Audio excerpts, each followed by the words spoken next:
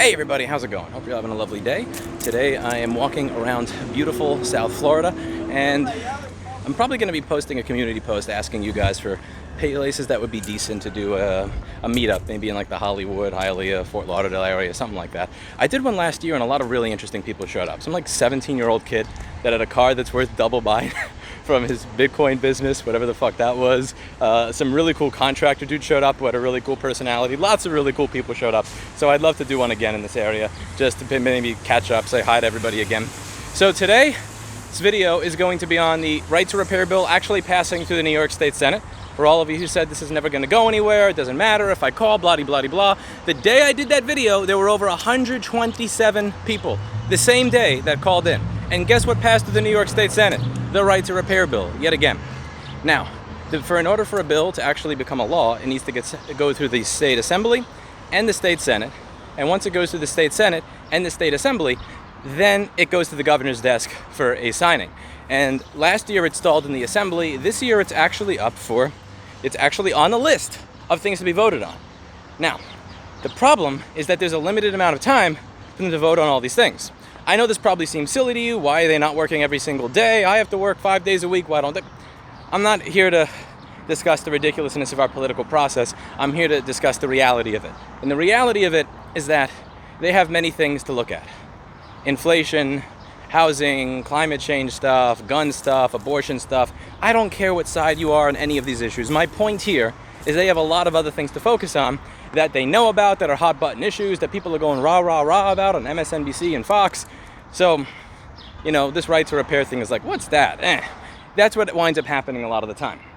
Now, that is starting to change, thanks to all of you, because all of you are actually listening to the stuff I say on this channel, understanding and recognizing how it affects you in your daily lives, and pushing back against this bullshit reality of you will own nothing and be happy that we are moving closer to every single day. That's why these politicians know what this is. That's why this is on the list of things to be voted on this year when it was not in prior years. So while I appreciate all of your help, especially the people in r/Destiny that actually got 400 or 500 upvotes on a post, which was immediately about this, which was immediately preceded by us getting over 100 letters in support, and then the Senate passing it. Thank you very much to r/Destiny. I would tip my hat to you if I had one, but you'll have to settle for a bow today. A poor bow, because admittedly I don't really know how to bow. But I need your help with the New York State Assembly. This needs to be able to actually be voted on in the State Assembly, which means enough people need to know that it matters, which means I still need your help in contacting all these people. Now, I'm going to leave a link down below that does the work for you. I know what you're thinking. I have no idea who my State Assembly rep is. I hate politics. I don't vote for any of these people. I don't know how to contact them. What's their number? What do I do? What do I say? Link down below that will make all of this easy for you. It will figure out, based on your address, who your assembly person is, and it will give you an idea of who to contact. I don't ask you to click my Audible links. I don't show you shitty VPN services. There are no additional ads on this channel. I don't ask you to like. I don't ask you to subscribe. I don't ask for any of this shit. But I will shamelessly and repeatedly ask that you help me with things like this. If you want to live in a repairable world, if you want to live in a world where you don't own nothing and are happy, then you are going to have to put in a little bit of work to make that happen. You are going to have to overcome your cynicism a little bit. Because again, last year, what everybody said is, what they're going to do is it's never going to get to the Senate. Got to the Senate. Then when it got to the Senate, they'll say, well, this year it'll go to the Senate, but not the Assembly. Next year, it won't go to the Senate, but it will go to the Assembly. So every politician will be able to say, at one point they supported right to repair, while simultaneously not passing right to repair. That didn't happen. Those cynical people were wrong. It made it through the Senate again.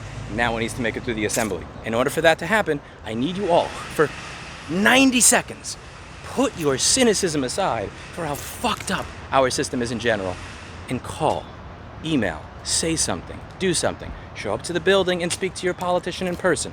Whatever it is, I want to show you that if you put in the tiniest bit of effort, if a lot of people put in that tiny bit of effort, they can actually create some sort of real change and progress. And that is what I'm going to ask of you.